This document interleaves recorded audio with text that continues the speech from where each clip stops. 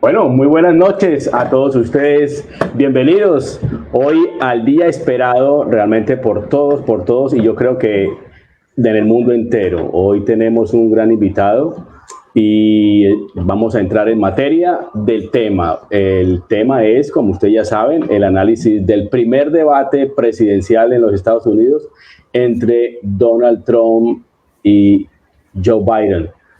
Ricardo, ¿cómo estás? Y por favor, háganos la presentación de nuestro invitado del día de hoy. Bueno, pues la presentación sobra. Omar Bula es un personaje muy conocido en Colombia, en muchas partes del mundo, un gran analista internacional, gran conocedor de la política que obviamente incluye Estados Unidos en el escenario mundial. Entonces, es un honor tener aquí a Omar Bula. Muchas gracias por aceptar la participación, Omar. A ustedes, Ricardo, César, todos, muchísimas gracias por la invitación y sigamos, vamos a ver que estamos saliendo del calor de ese debate, fue como mediocre, pero sigamos. Así es. Fabio, buenas noches. Buenas noches, César. Fabio también no lo saludé, qué pena. Muchas gracias, Omar, por estar aquí con nosotros esta noche.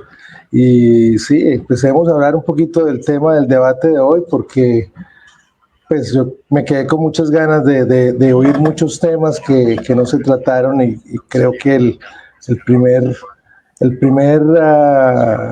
asunto a tratar es el moderador, que de entrada se ha escogido una persona que todos hemos sabido de que Chris Wallace, desde cuando hacía 60 Minutes, siempre era de izquierda, y me asombró de verlo como moderador y que Trump lo conoce. Recientemente tuve una entrevista con él y le dijo directamente, es que tú me tiras muy duro, siempre me has tirado muy duro.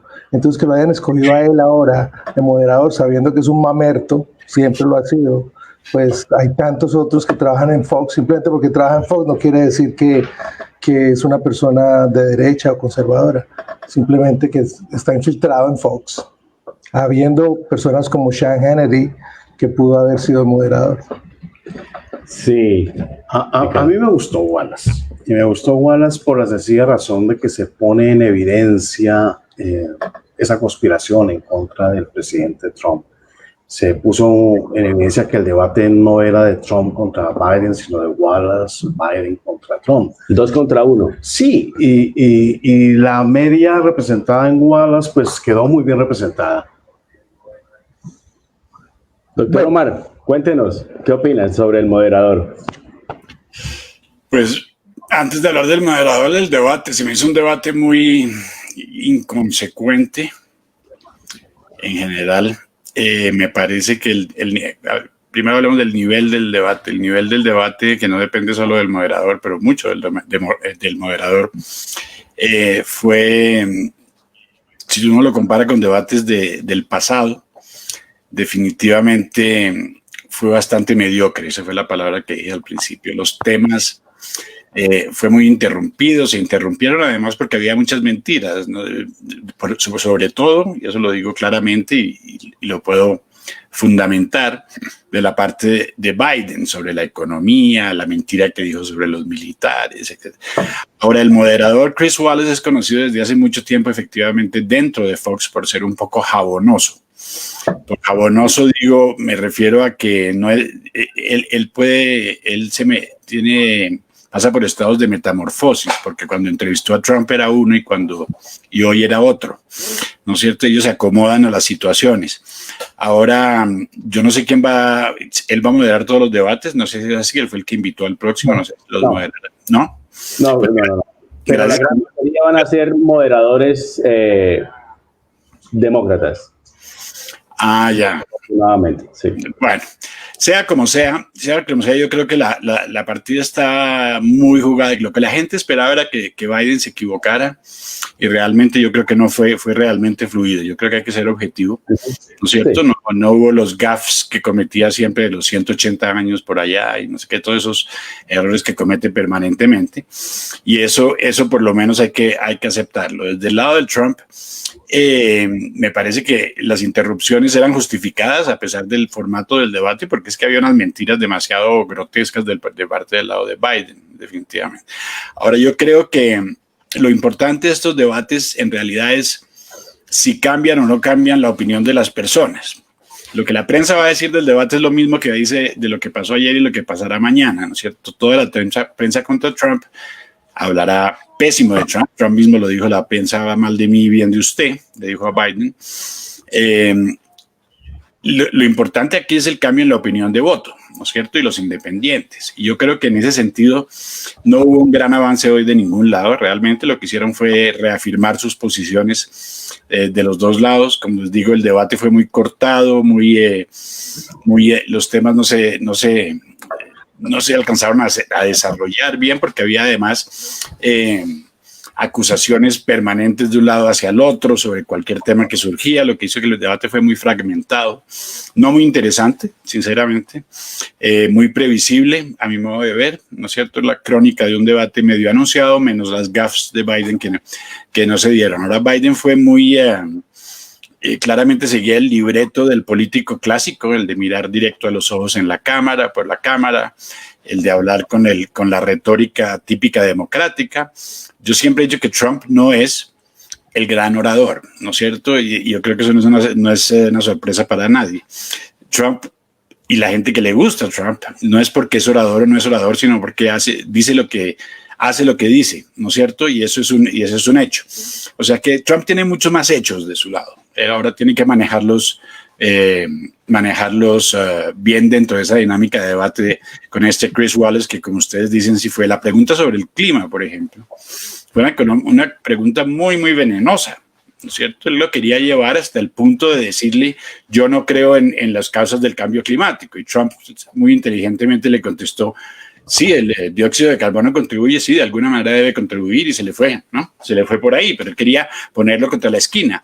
Ahora un verdadero moderador le hubiera dicho, ¿por qué no le dice a Wallace, ¿y usted qué opina? ¿Usted sí cree que el carbon dioxide es parte?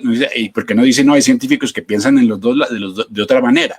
Él dio por sentado que Trump era el equivocado, ¿no es cierto? Eso nos muestra también esa tendencia. Y a la cuestión del Acuerdo de París, obviamente Trump no se salió únicamente, o la razón principal por la cual se salió del Acuerdo de París era porque era totalmente desequilibrado para los Estados Unidos y él sigue una política que se llama America First.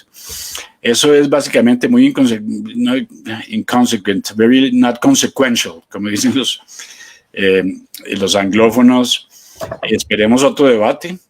Yo me imagino que el segundo tendrá una dinámica un poquito más interesante, espero que sí, pero sinceramente no veo que haya cambiado mucho. Ricardo. A mí sí me gustó el debate. Me pareció que se trataron temas álgidos, me parece que dio la pauta para lo que van a ser los siguientes debates.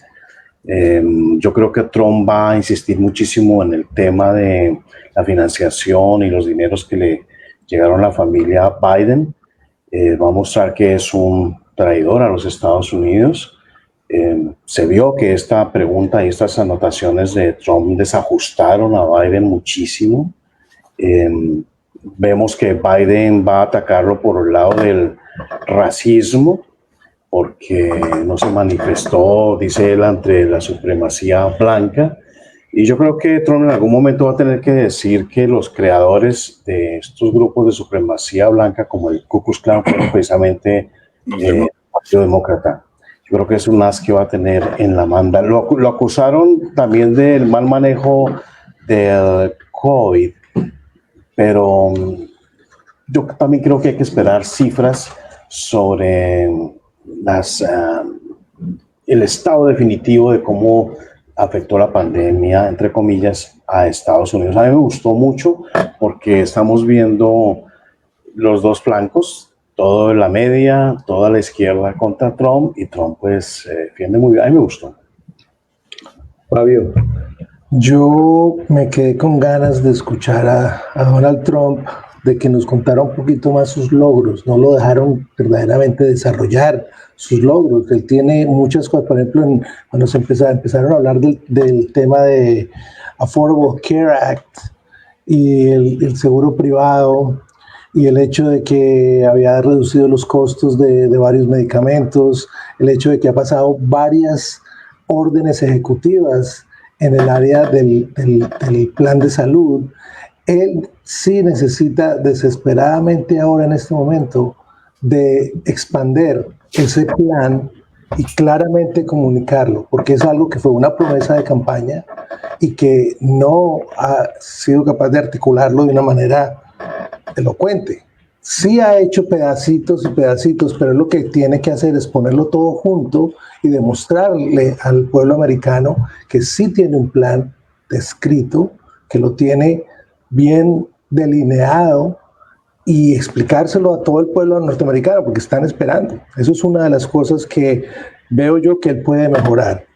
No tanto concentrarse en lo que yo llamo, como dicen los americanos, los weeds. Hablar de que si Hunter Biden recibió o no recibió, sí es pertinente, pero no, hay muchas cosas mucho más grandes que la gente quiere escuchar. El plan de salud es uno. La recuperación económica. ¿Cómo vamos a salir de esta B verdaderamente, dado que hay muchas empresas que están en quiebra, que se están yendo de quiebra debido al COVID-19? Y finalmente, ¿cómo va a seguir manejando el tema del COVID-19? O sea, la reapertura. Ya, por ejemplo, el estado de la Florida es uno de los pocos estados que está abierto ya casi que al 100%, y todavía no se está viendo los efectos de eso. Las máscaras, el uso de máscaras todavía se están utilizando, pero ya en varias partes del estado no lo están haciendo. Entonces no se está viendo los efectos del COVID-19 en los estados que están empezando a abrir. Entonces, ¿cómo va a manejar si hay un rebrote ahora en diciembre, en noviembre, en el fall, en el otoño y en el invierno? ¿Cómo se va a manejar eso? O sea, ya él ya ha dicho, la economía tiene que abrirse a toda costa, pero ¿qué va a pasar si hay un rebrote? Entonces la gente quiere saber eso, ¿cuáles son los planes? Entonces hay tres cosas que son la economía, el plan de salud y cómo lidiar con el COVID-19. Eso él tiene que explicarlo un poquito más. Yo sé que fue interrumpido varias veces y por eso tal vez no pudo hacer eso, pero se estaba dejando enredar en cosas que para mí son triviales. Una cosa que me pareció interesante es cuando tocó el tema de que tenemos que volver a los valores de los fundadores de este país. Es algo que desafortunadamente el moderador Wallace no lo dejó expandirse en ese tópico. Y para mí esa es la esencia de todo. Lo mismo que la traición a la patria de Biden y su familia recibiendo esos dineros. Ese es el asunto. No es que recibió unos dolaritos ahí, sino ¿para qué los recibió? O sea, hay detalles realmente que uno cree que son pequeños, pero a la luz de el respeto hacia el otro, el respeto hacia la Constitución, etcétera, es muy importante. Iniciaron el debate hablando acerca de la juez, que ahora va a enfrentar a los bravos del Senado del Partido Demócrata, la juez Amy Coney Barrett.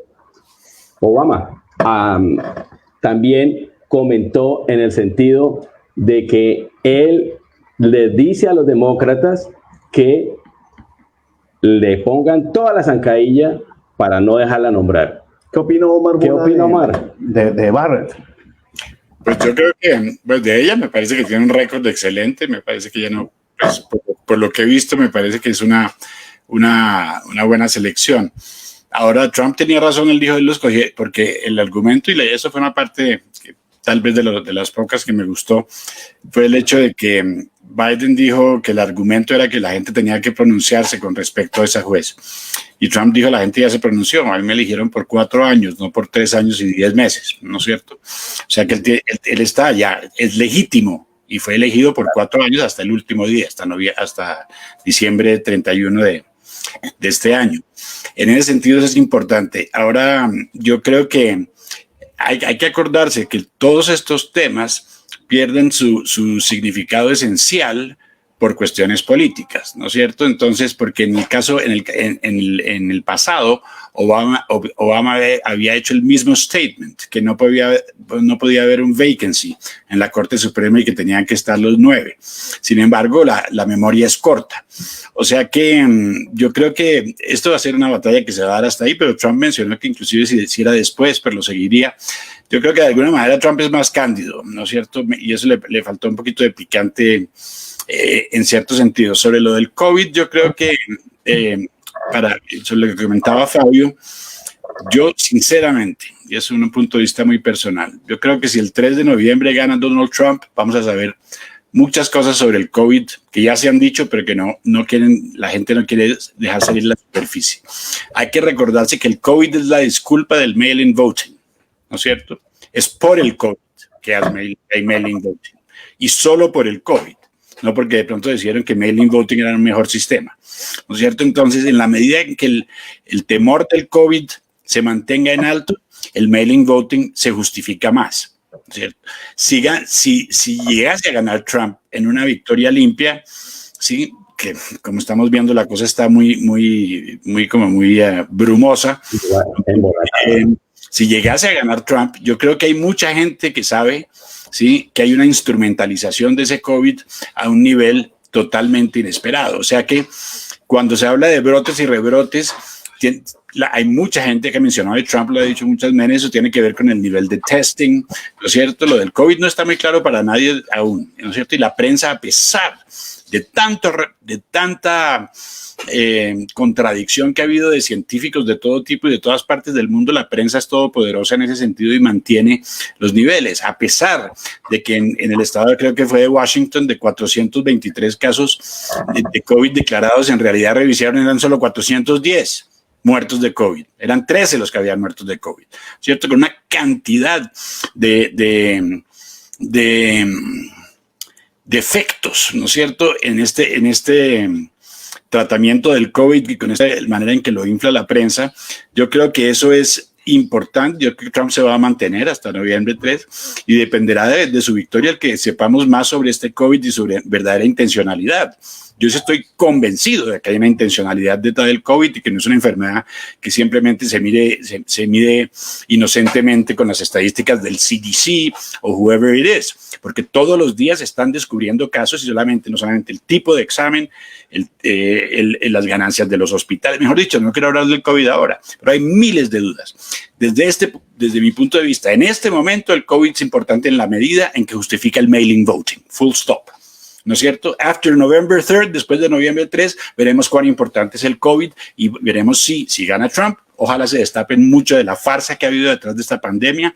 Y si no gana Trump, pues veremos a ver si se ablanda la cosa de manera natural y se esfuma y vemos la intencionalidad, o si es verdad que tenemos una pandemia, ¿sí?, que está matando, supuestamente iba a matar a 80 millones de personas. O sea, hemos llegado a 1 millón a nivel mundial, sabiendo que la malaria mata más y la gripe mata más. La gripe, la influenza. ¿No es cierto? A mí eso me tiene muy incómodo y espero que Trump, yo creo que Trump va a guardar su posición. Él va a guardar su posición, está muy claro. Él no tiene que decir qué va a hacer con el COVID, ya vamos a abrir la economía. Él sabe muy bien quién es Dr. Fauci, él sabe muy bien lo que hay por detrás, él tiene muchos asesores, él tiene una unidad de inteligencia. Si nosotros sabemos y tenemos dudas, imaginen lo que tienen ellos como inteligencia al respecto.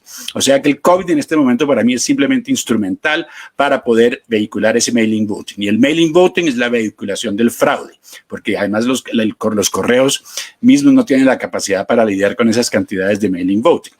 Lo más preocupante aquí yo creo que es, de todo lo que se discutió en ese debate, es el punto de la limpieza de las elecciones. Esto es porque los opositores, los demócratas, ni siquiera Biden, sino los que están por detrás de él, van a hacer absolutamente todo, como dicen en algunos países africanos, por molestar, matarían a la madre, ¿no es cierto?, con tal de que Trump no gane. Y eso es lo que me da mucho miedo. ¿no es cierto? Me da mucho miedo, porque si el COVID no existiese, estaríamos más tranquilos y tal vez contando ballots como lo hicieron Bush y Al Gore en Florida, en algún estado, pero cuando estamos hablando de fraudes del 30 y 40%, como se mencionó en la entrevista, la cosa es muy, muy, muy grave, sinceramente. Ricardo. Sí, el tema del fraude tiene también que ver con ese asunto, insisto, de la familia de Biden. Trump lo mencionó, igual que lo mencionó en la campaña pasada contra Clinton, decía, usted va a terminar en la cárcel, y seguramente va a terminar en la cárcel. Entonces, en esta ocasión le dijo a Biden, los atrapamos. A Obama lo atrapamos en la oficina Oval, a usted lo atrapamos con él, atrapamos a Clinton, atrapamos a la señora Pelosi, y si él lo dice, es que los atraparon y hay algo ahí. El fraude sí es preocupante, pero en las elecciones pasadas también lo vimos. De hecho, yo tuve amigos muy cercanos de la campaña de Trump y le manifestamos muchas veces esa preocupación y dijeron palabras textuales, lo sabemos el dinero que se está metiendo para el fraude, pero Trump no es tonto. No somos tontos y estamos haciendo lo posible y lo necesario para no perder y no pedir. Entonces yo creo que así serán estas elecciones. En esa misma línea del fraude que yo creo que viene, porque desafortunadamente los demócratas están bien dolidos, el moderador para mí como que nos está preparando hacia allá. O sea, con la pregunta de que usted aceptaría los resultados de las elecciones, que se demora un poquito, etcétera, etcétera. Ahí nos están preparando, porque la verdad hay muchos estados que por ley no solo no pueden contar los votos, sino hasta ese mismo día. Entonces, se van a demorar. Así pasó en las elecciones pasadas. Claro, nos prepararon para eso. Claro que, contrario a las elecciones pasadas, esta vez están enfatizando los mail-in ballots. Y ellos usaron, bueno, es que los militares lo han utilizado toda la vida. Es verdad, pero los militares siempre han tenido un check and balance, que es, hay una persona en la base que revisa la identificación de ese militar, notariza que él fue testigo de esa firma y que esa persona que firmó el ballot es. Entonces, esos son los mail-in ballots militares. Totalmente diferente a lo que está sucediendo ahora, donde están simplemente mandando sin ninguna solicitud de nadie 1, 2 y 3 veces ballots. A mí me han llegado 2 ballots a la casa, ¿ya? Sin yo haberlos pedido. Yo voy a ir el 3 de noviembre, pero me han llegado 2 por correo. Entonces yo fácilmente puedo llenar eso, firmarlo, darle uno a mi esposa, que a propósito ella es residente, ella todavía no es ciudadana, pudiera firmar uno de ellos y mandarlo y ya, y no hay nada de checks ni balances. Eso es totalmente erróneo. Entonces ellos están usando, porque un amigo mío, demócrata, me dijo lo mismo, pero es que ustedes los militares han utilizado los mail-in ballots por siempre. Y le dije, no, muy diferente lo que nosotros usábamos a lo que se están usando ahora. Entonces, ¿qué nos están haciendo? Nos están ya preparando para decirnos, bueno, como vamos a tener que contar 7 días más tarde, no vamos a saber hasta, y Trump lo dijo, pueden ser hasta meses que se va a demorar este escrutinio. Entonces ya nos están preparando para un caos electoral a sabiendas de que van a perder. Ahí yo lo único que veo de salvaguardia es de que nosotros salgamos a votar en masa el 3 de noviembre y que la ganancia de Trump, el triunfo de Trump, sea tan abrumador que les sea a ellos imposible hacer la trampa. Eso es la única, pues, salvaguardia que yo le veo a todo esto. Fuera de eso, si va a ser un 49-51%, va a estar muy complicada la vaina. Sí, yo creo que, perdón de opinar ahí, yo creo que Wallace hizo una pregunta de lo que podría pasar si no se, con ese tiempo mientras que se define. Es que Estados Unidos ya está en fuego en muchas ciudades, ya ha habido mucho unrest, que no se ha habido muchos desórdenes, como nunca se ha visto antes. Yo creo que tan largo lo de Portland, más de 100 días. El problema ahí detrás de ese conteo es ese problema de seguridad pública, ¿no es cierto? Que eso es incontrolable. Si eso es antes de las elecciones, imagínense si los, y aunque no lo crean, porque ellos se lo inventan, ¿no es cierto? Si los demócratas dicen no, fuimos nosotros los ganadores efectivamente, pues inmediatamente están animando a Antifa, animando a BLM, animando a todo el mundo a salir a las calles. Si lo han hecho con la intensidad que lo han hecho hasta ahora, imagínense cómo será después. Yo no veo esto nada claro, sinceramente. Yo no creo que estas elecciones son como ninguna del pasado, por toda una serie de razones, empezando por el COVID, por el hecho de esa batalla entre hoy estuve trabajando estos 2 días mucho en globalismo, nacionalismo, patriotismo, etcétera, todos esos conceptos, y son muchos los que dicen que efectivamente no soy yo el único, que lo que se define acá es una suerte global, ¿no es cierto? Hay muchos intereses en juego, demasiados intereses en juego, no solo nacionales, sino internacionales. La China está mirando esto como nadie, imagínense ustedes, y todos los países del mundo. O sea, pero de todas maneras, siento que, y espero que, como dice Ricardo, el equipo de Trump está al tanto de esto, ¿no es cierto? Yo sé que Trump ya le ha pedido a varios jueces el hecho de que revisen lo de mail-in voting y lo dijo en un discurso, dijo espero que se pronuncien pronto. Ahora eso tendría que ser a nivel nacional, va a ser muy difícil en ciertos estados porque además personajes como nuestro adorado George Soros ha invertido también en todas partes para trancar ese tipo de procesos. O sea que falta mucho por decir, pero para volver al debate, yo simplemente creo, mi sentimiento, yo creo que lo que hicieron fue marcar posición. Es un poquito como cuando hay una negociación conflictiva, que las partes marcan posición, marcan terreno. Lo que viene después va a ser más interesante. Por ahora marcaron terreno, cosas, como yo digo, para mí predecibles casi todas, ¿no es cierto? Inclusive las acusaciones mutuas, eso era básicamente bastante anunciada la cosa. Yo creo que el próximo debate esperemos que sea mejor y esperemos que la dinámica del debate sea mejor también, ¿no es cierto? Pero el moderador sí tiene mucho que ver ahí, no todo que ver, los dos candidatos fueron muy sui generis, pero el moderador no fue definitivamente, y eso seguramente estará en las redes sociales por todas partes, definitivamente no fue un moderador neutro en todo el sentido de la palabra. ¿Sí? Bueno, aquí dentro de las personas que nos están viendo a través de la página, David Rodríguez Murcia, él nos pregunta, ¿ustedes creen que se pueda llegar a una situación de extrema violencia en Estados Unidos a medida que se acercan las elecciones? Fabio, ¿qué opinas? Pues a mí me da tristeza ver al estado en que las elecciones en los Estados Unidos han llegado. Yo viví en Colombia hasta la pubertad, básicamente. Me vine para acá, me crié aquí, estudié aquí, ejercí aquí y nunca, jamás había visto una cosa como esta. Ni siquiera la vez pasada con Hillary Clinton, no, ni se acerca a lo que se va, lo que se está viendo ahora. Y he visto en otros países, viví en Italia, viví en España y he vivido en Colombia y he visto cosas similares a estas, y yo sí creo que aquí en Estados Unidos puede llegar a un estado de violencia, dado de que gane o pierda Trump, puede darse el caso. O sea, si gana Trump, los demócratas van a decir que Trump hizo trampa, que los rusos, que lo que sea, y viceversa. Si pierde Trump, los republicanos van a decir que los demócratas usaron esto del mail-in ballot a su favor.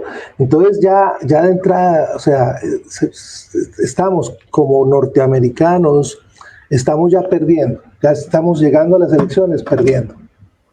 Porque como nación. Sí, como nación. Correcto. Como nación estamos ya entrando perdiendo. Entonces es muy delicada la situación.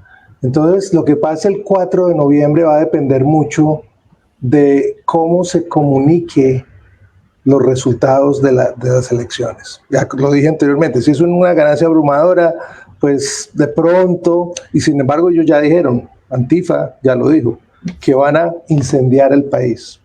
Sí. Entonces, Y también los ángeles de Hells Angels, los ángeles del infierno, los Cowboys for Trump, Truckers for Trump, ya hay otros grupos que también están diciendo lo mismo. Entonces, como que ya en los medios de comunicación, en las redes sociales, los dos grupos de contraposición ya se están como desafiando. Entonces, se está llegando a un posible caos. Y sí, la gente se está armando. Hoy estaba leyendo que no hay municiones, armas ya no hay. Entonces la gente que nunca ha tenido una arma en su vida están comprando armas, están yendo a entrenamiento de defensa personal. O sea, esto, pues, uno ve todo eso y dice, pero ¿hasta dónde estamos llegando? Entonces está complicado. Sí, Ese punto. Pero, no, mira, yo iba a comentar que la cuestión de la prensa es impresionante y ojalá que nos esté escuchando bastante gente, porque, y eso no estuvo ahí le habían puesto eso como de papaya ahí un poquito a Trump, el hecho de distinguir las protestas de los riots, ¿no es cierto? Eso es un fenómeno de prensa muy grave, ¿no es cierto? Sabemos que la prensa, para mí, entre más pasan mis días en estos tiempos modernos, más considero a la prensa un gran enemigo, a la prensa, obviamente a la prensa, a los medios de comunicación masiva, pero gran enemigo, pero así, temible enemigo, del cual hay que defenderse como de cualquier enemigo. Y la prensa ha hecho de esto una cosa impresionante. Me leyeron, porque yo no leo el Granma, el periódico Granma colombiano, creo que le dicen El Tiempo. En el Granma de Colombia decía algo así como que eran protestas pacíficas y que Trump era el que había instigado a esa violencia. Eso es una falsedad ignominiosa. Es de gente deshonesta, es de gente que no vale la pena el que pueda decir eso. Son unos mentirosos, ¿sí? La violencia que ha habido en los Estados Unidos de BLM, grupo marxista declarado por sus pocas cabezas marxista, de Antifa, grupo de orígenes comunistas, de la antigua Rusia comunista, las calles en fuego, la gente en las calles, los videos que vemos de gente herida, el desorden en Chicago, el desorden en Nueva York, absolutamente todo, ¿sí? Se ha generado por el lado de los que apoyan al Partido Demócrata. Todo. Y si ha habido una reacción, es porque la gente tiene que reaccionar cuando está sin defensa. El defund the police, quiten la plata a la policía, que hoy Biden dijo lo contrario, ¿no? Que si pues no hay que defund the police, tratándose de ganarse a esa gente, fue cuando Trump le dijo, pues mencione uno, diga uno que lo apoye. Obviamente no tenía ninguno. Diga law and order, diga ley y orden, ¿no es cierto? Este es evidente, ¿no es cierto? Para los que están conscientes del fenómeno de medios, que hay una cobertura totalmente deshonesta de lo que está pasando en Estados Unidos. Y lo que Fabio mencionaba también me parece a mí aterrador. Eso no parece Estados Unidos. Eso no parece Estados Unidos. Obviamente todo cosméticamente cubierto por la prensa masiva, como decía yo, y eso lo tiene que entender la gente. Entiende la gente, porque es que además a ellos no les importa decir las mentiras más descaradas del mundo. Son capaces de decir que Trump fue el que instigó a BLM y Antifa a salir de las calles. Son capaces, ellos son capaces de todo, ¿no es cierto? Absolutamente capaces. Estoy exagerando, obviamente, pero yo creo que hoy en día ninguna exageración es inválida. O sea que yo creo que seguir teniendo mucho cuidado con la prensa. Me parece que hay una cosa importante, lo de Hunter Biden, lo del FBI, hay toda una serie de problemas que están. Acuérdense que las cartas hay que guardarlas hasta el final, no se puede atacar con toda la munición desde un principio. Y estos dos meses van a salir muchas cosas de lado y lado. Ahora, hay más credibilidad, a pesar de la prensa, hay más credibilidad de cierto lado del lado de Trump. ¿Por qué? Porque del lado de los demócratas han acusado tanto y todo les ha salido el tiro por la culata que la gente ya no les cree, como al lobo, ¿no es cierto? El pastorcito mentiroso. Perdóname. El pastorcito mentiroso. Voilà, exacto. Entonces, ahí tienen los rusos, el impeachment, bueno, mejor dicho, ¿qué no hicieron durante 4 años? Y todo les salió mal, absolutamente todo les salió mal. Entonces, el común de la gente no es estúpido, el común de la gente es, el persona común y corriente tiene sentido común, ¿no es cierto? Perdón la redundancia. Y ese tipo de ataques, si hay más ataques de aquí a noviembre 3, no podrán ser peores que tratar de hacer un impeachment. Es decir, ¿qué puede ser peor? Que acusarlo de y que ya han encontrado absolutamente todas las pruebas en contra de que no hay absolutamente nada. En cambio, sí hay pruebas, y se los aseguro, y se los digo aquí, sí hay pruebas de Hunter Biden, y lo van a ver muy pronto, en los próximos días, en mi canal. Sí hay pruebas de Hunter Obama, Hunter Biden. No les puedo dar la primicia ahora, pero ya está hecha la entrevista, que tal vez con el whistleblower más conocido de la historia. Hace unos días la hice y la voy a publicar. Él va a sacar su libro en los próximos días, que se llama Lucifer's Bankers. Y en Lucifer's Bankers, en una conversación que tuve con él directamente desde Malta, en Europa, hace 3 días, una entrevista de 1 hora que, si Dios quiere, proceso en estos 2 días que vienen, están las acusaciones claras, documentadas, con los millones y millones de dólares que Hunter Biden recibió, no solamente por el lado del gobierno de Ucrania, sino también por el lado del gobierno de la China. Además, el hecho de los tax de bancos, grandes bancos, muy conocidos, con nombre y todo. Yo no soy el whistleblower, o sea que yo no voy a decir nombres aquí, ¿sí? Que han básicamente contribuido al tax evasion, a la evasión fiscal por parte de Barack Obama, Hillary Clinton, y esto va a salir, si no me equivoco, el día 30, dentro de, que estamos hoy, mañana, perdón. Mañana se publica el libro. Fue una entrevista muy interesante y él es muy claro, es una persona que se considera el whistleblower más grande de la historia. ¿Por qué? Porque acusó a un gran banco suizo de esto que estoy hablando, de tax evasion, de evasión fiscal, recuperó $25 mil millones para los Estados Unidos y recibió la pequeña suma a través del whistleblower law de $104 millones. O sea que la diferencia entre él y yo cuando hablamos de Malta, de Colombia, es que él tenía 104 y yo tenía, ya estoy molestando, el tipo es, yo tengo 1 millón de glóbulos rojos en todo caso, pero eso se los aseguro. Esto va a ser una batalla. ¿Un escándalo parecido al de Panama Papers o peor? Es un chiste. Les cuento que estamos acá porque lo voy a publicar. Es el USB, el Union de Banque Suisse, UBS, perdón, Union de Banque Suisse. Él en un momento dado, pues lo persiguieron, fue perseguido, etcétera, etcétera, y recibió la pequeña suma y se los digo, eso está en la prensa y lo van a ver, $104 millones por su whistleblowing. Yo le dije, bueno, consígame una de esos whistleblowers de ahí, pero por una centésima parte, y yo quedo muy feliz, pero no me aceptó la propuesta, desafortunadamente. En todo caso, se va a poner muy interesante y yo creo que... No caiga tantos en esa. Sí, la campaña Trump tiene una gente muy inteligente. La gente sabe lo que está pasando. Sabe lo que está pasando. Ok, y entonces estos demócratas promueven el mail-in ballot, el mail-in voting. Sí, pero ellos es que Trump, ¿por qué lo está condenando tanto Trump? Porque lo sabe, porque sabe que es lo que hay por detrás. Entonces deben estar tomando stopgaps y, como dices tú, salvaguardas específicas, ¿no? Y obviamente la salvaguarda más grande, como dice Fabio, es una votación arrolladora contra Trump, que para mí no es de descartar.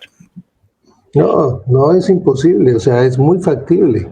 Es que se ha visto en el movimiento en la calle. En el 2016 era una mayoría silenciosa que se vio en los resultados eligiendo a Trump. Hoy en día sigue siendo una mayoría silenciosa, pero a diferencia del 2016, ya la gente no le tiene miedo a decir voy a votar por Trump. Sí. Ricardo, ¿tú quieres añadir algo? Sí, yo iba a comentar algo en el sentido de lo que estaba hablando Omar, y un poco en desacuerdo con Fabio. No creo que Estados Unidos esté perdiendo, creo que está ganando. Creo que los desórdenes sociales, el caos y la violencia que se está viviendo ahora o que se puede vivir más adelante no es nada con la que ya se ha estado viviendo. O sea, es terrible lo que ha pasado. Trump tiene el control, él es el presidente, no podemos olvidarlo. Insisto, el que mencionó este tema de Biden y su familia, los millones que recibieron. Ahí viene Eso la es la patria. Y eso va a ser decisivo en las elecciones. Yo creo que Estados Unidos no está perdiendo, está ganando. Pues ojalá. Omar, ¿querías añadir algo? No, Omar. perdóname. No, pues yo creo que son diferentes niveles de abstracción. Yo creo que Fabio lo veía tal vez en el sentido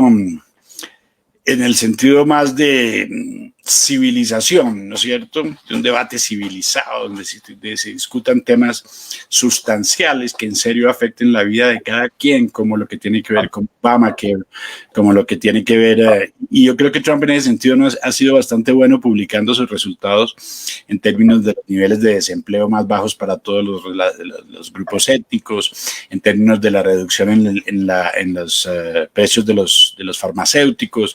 Ha hecho varias cosas. Simpático ahí, perdón, hacer un paréntesis, es que el más populista en esto fue Biden, ¿cierto? El discurso de Biden fue el más populista, al fin y al cabo, ¿no es cierto? Y lleno de miel, como los discursos parecidos a los de su ex jefe, Obama, ¿no es cierto? Tampoco tienen la retórica de Obama, pero de todas maneras lo que vamos a ver es a mi modo de ver, pues una especie de continuación por estas mismas avenidas, y como dice Ricardo, pues se gana en el sentido de que a otro nivel de abstracción se gana en el sentido de que las posiciones están claras. Yo sé que en ese sentido yo creo que hay ganancia. Ahora yo sí creo que en general, no solo el debate de Estados Unidos, pero muchos debates políticos de este hemisferio han bajado de calidad de una manera espectacular durante los últimos 20, 30 años. Es una cosa impresionante, ¿no es cierto? Se ha vuelto una cosa muy mezquina, de los dos lados, qué pena, de todos lados, ¿no es cierto? Yo creo que uno no puede, hay mea culpas por todas partes, pero en general, ¿no es cierto? Uno no puede echarle la culpa solo a una parte cuando las dos empiezan a bajar de esa manera. Y yo creo que hay una pérdida de calidad del pensamiento político espectacular en los últimos años, y debido a muchas cosas definitivamente. Ahí se pueden apuntar muchos dedos, pero no se puede comparar los debates de ahora que los debates que hubo, por ejemplo, en la época de Ronald Reagan, cuando teníamos el fin de la Guerra Fría. Había cuestiones, eran en muchos sentidos grandes estadistas. Yo creo que en ese sentido perdimos un poco de lo que había en el pasado. Y hoy en día tenemos unos debates mucho más rastreros, ¿no es cierto?, llenos de mentiras, de acusaciones falsas. Entonces, ¿de dónde queda el espíritu del debate? Se pierde. Yo quedo un poco decepcionado del debate desde el punto de vista de Fabio, ¿no es cierto? Ahora, desde el punto de vista de Ricardo, yo creo que sí, tiene sus ventajas en el sentido de que las posiciones han sido zanjadas, está claras las cosas. Ahora esperemos que a Trump lo cogieron un poquito por sorpresa con algunas cosas, porque con las mentiras uno coge por sorpresa a cualquiera, ¿no es cierto? Si a uno le dicen, vea, usted se robó un banco, y lo dicen en público, pues uno como que se sorprende y se tiene que defender. Y Biden dijo varias mentiras descaradas, o sea que ahora no creo que Trump no estuviera listo para eso, viendo la prensa como lo ha tratado y la cantidad de cosas que salen, hasta el punto que sí corrigió una muy importante, que fue la de lo que supuestamente le dijo a los militares, que inmediatamente los propios militares desmintieron y que el mundo entero sigue creyendo. La prensa, amigos, la prensa es la cosa más odiosa que puede haber en nuestros tiempos. Es verdaderamente un enemigo libidinoso y muy sucio, definitivamente. Hay un tendón de Aquiles de Trump, y es el climate change, el cambio climático. Él, aunque nos sacó del Paris Agreement, aunque ha exigido ciertos cambios de regulaciones ambientales a favor de la empresa privada, etcétera, él es un ambientalista y ha sido un ambientalista. Lo que pasa es que no lo la imagen de la prensa, una vez más, lo ha desfigurado totalmente. Entonces, ese es un tendón de Aquiles que, así como el plan de salud, él tiene que claramente demostrar que sí es un ambientalista y que sí ha sembrado o tiene ese plan de sembrar ese billón de árboles, etcétera, etcétera, de que sí está en pro de los carros eléctricos. O sea, él tiene que ser un poco más claro con eso, porque la prensa lo ha desdibujado tanto que la gente, inclusive yo, no lo tenía muy claro hasta que me puse a estudiar que de verdad él sí, históricamente él ha defendido los árboles, él ha defendido el hecho de que la explosión urbana está dañando el medio ambiente, etcétera. Él, en su historial, él ha escrito cosas, o él ha hablado de esos temas en entrevistas. Entonces, pero la gente no sabe eso. Entonces, ese es un telón de Aquiles que yo creo que le van a seguir martillando. Eso y el plan de salud. Yo no creo que Trump sea ambientalista. Yo creo que él está a favor de la vida del ser humano y sabe que el tener más árboles beneficia al ser humano. No es la visión del ambientalista, el hermano árbol, el hermano colibrí, el hermano perro de la calle. Es que no, ambientalista no quiere decir eso. O sea, ambientalista. Eso es ambientalista. No. Yo me considero una persona ambientalista. ¿Qué quiere decir eso? Simplemente yo, por ejemplo, he estado en causas en defensa de árboles, sí, urbanos, ¿ya? Pero no quiere decir que, y soy de las personas que voy a las playas, a limpiar las playas, etcétera, etcétera. Cuando estoy con mis hijos he hecho eso cuando eran pequeños, etcétera. O sea, eso es ser consciente del daño que el ser humano le puede hacer al medio ambiente. Al revés. ¿Ya? El daño que se hace a sí mismo el ser humano dañando el medio ambiente donde vive. Eso. Ok, semántica, pero bueno. Entonces, él, igual que yo, es una persona que trata de cuidar el medio ambiente por el bien común. Sí. Pero no lo ha sabido explicar, ese es mi punto, que él no ha sido un buen comunicador en esos temas. El plan de salud tampoco ha salido a hablarlo perfectamente. Sí, entonces, para los próximos debates, quien sea que lo esté preparando para los próximos debates, tienen que salir claro en esos dos temas, porque le van a golpear muy duro. Estoy de acuerdo con Fabio totalmente. En el de salud me parece a mí que sí pudo haber reaccionado un poco mejor, sí, sin duda alguna. Y del ambientalista, pues Chris Wallace lo quiso poner contra la pared. Se me hizo la cosa más venenosa del mundo. Porque cuando ya no le contestaba, le dijo, bueno, ¿usted cree que el hombre es el que lo causa el calentamiento global o no? Y que el dióxido de carbono fue todo el meollo del debate. El meollo del debate es ese, ¿no? ¿Cuánto contribuye el ser humano al calentamiento global? No si hay o no hay calentamiento global. O sea, ese es el debate. Si somos nosotros los culpables, que si somos los culpables, hay que tomar ciertas medidas, y si no somos los culpables, sino solamente en cierto grado, pues hay que tomar otro tipo de medidas. Eso es una cosa con que la prensa juega muchísimo. Miren, yo estaba mirando, por ejemplo, hoy, y es como, llámelo ambientalista, ecologista. Yo soy una persona también personalmente que siempre he estado muy preocupada por todo mi alrededor, la naturaleza. Me encanta la naturaleza. Yo creo que me aterra que una persona bote basura en una persona, eso se llama civilización, yo creo, así de sencillo. Ahora, de ahí a creer o no en que el hombre causa o no el cambio climático, primero que todo, yo no soy científico. Y segundo que todo, hay científicos que han mostrado las dos cosas en términos de la contribución del dióxido de carbono y del hombre, ¿no? Del ser humano y el dióxido de carbono que se produce a través de sus actividades al cambio climático. Ahí lo llevó Wallace, ¿no es cierto? Wallace lo llevó al hombre para que él dijera, lo arrinconó.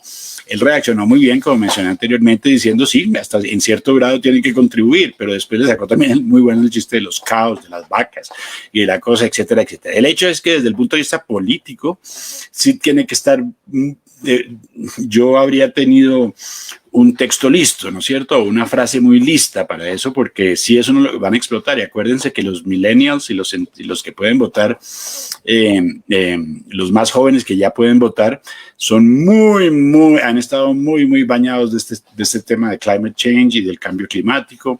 Ese es es uno de los credos de todas estas minorías que van juntos, meten todo en estos credos juntos que crean los credos del globalismo. Entonces, digo yo que con los términos juegan mucho. Entonces, se puede ser ecologista y no creer que el cambio climático lo crea el hombre. Se puede ser ecologista y sí creer que el cambio climático lo crea el hombre. Lo mismo hacen con el globalismo y la globalización. Hoy leí un artículo sobre los millennials y decía, los millennials están por el globalismo, y de pronto la encuesta lo que les preguntaba era si estaban por la globalización. Imagínense. Entonces, pero el título dicen que ellos están por la globalización y el globalismo son totalmente diferentes. Entonces, obviamente todos los millennials dicen queremos vivir en un mundo más armónico, con colibrís, como dice Ricardo, ¿no es cierto? Con margaritas y peace and love, etcétera, etcétera. Eso es parte de todas las generaciones jóvenes. Pasó en Woodstock, pasó después, lo fuimos nosotros, ¿no es cierto? Eso es parte y ellos saben explotar eso.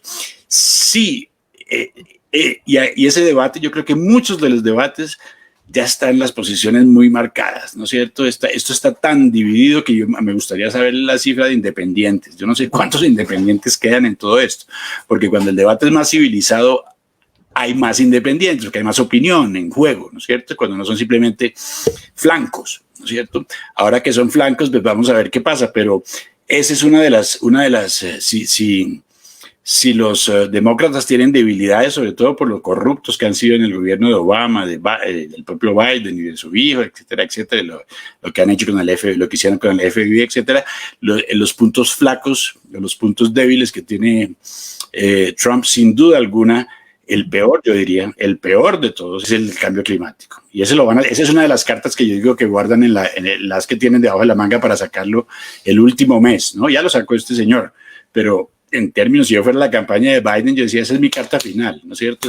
Para convencer a hacerlo meter la pata y decir, no, carbon emissions are not las causantes, etcétera, etcétera. O sea que yo voy a ser muy franco, yo no sé yo no sé si la espontaneidad de Trump en el debate fue útil. Yo creo que un poquito más de preparación para ciertos temas hubiera sido buena, porque había respuestas muy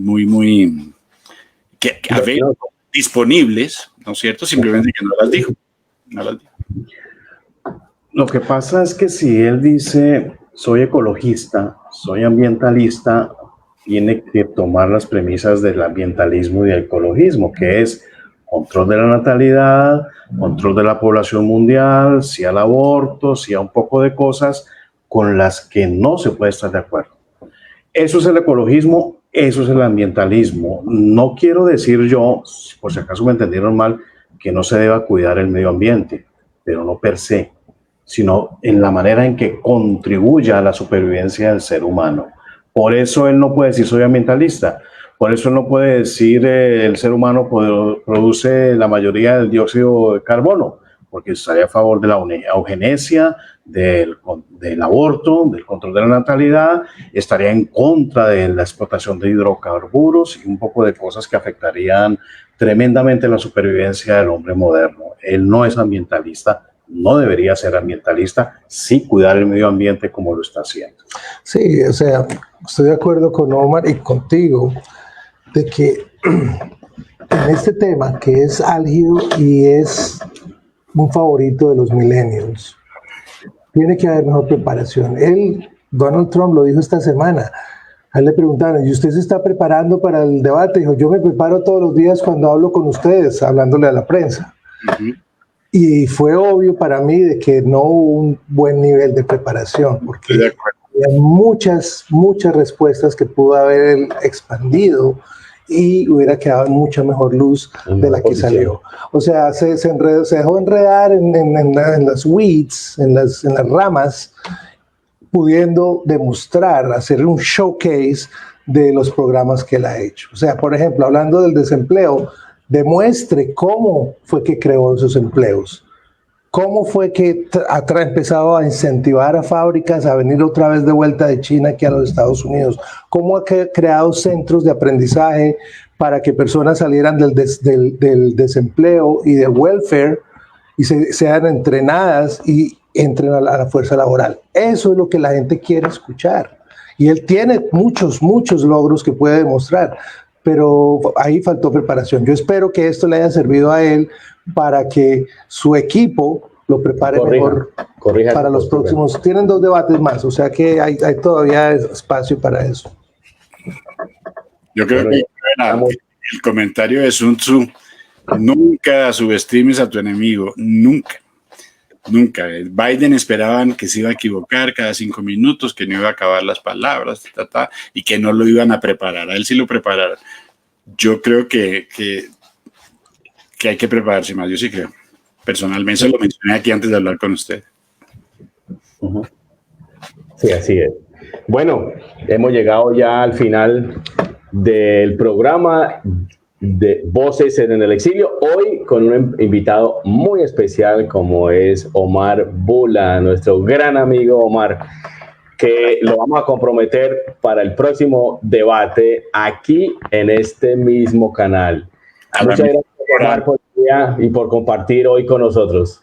A ustedes, Fabio, César, Ricardo, muchísimas gracias y espero que tengamos un partido de fútbol más emocionante la próxima vez.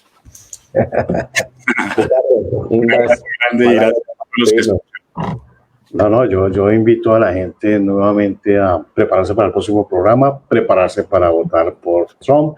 A mí sí me gustó el debate, lo insisto, se mostraron las cartas, se mostraron qué es lo que viene adelante y Trump promete muchas cosas interesantes con el tema de base. Pues que el sistema de salud es importante, pero aquí hay un complot internacional para destruir Estados Unidos y Trump lo está impidiendo.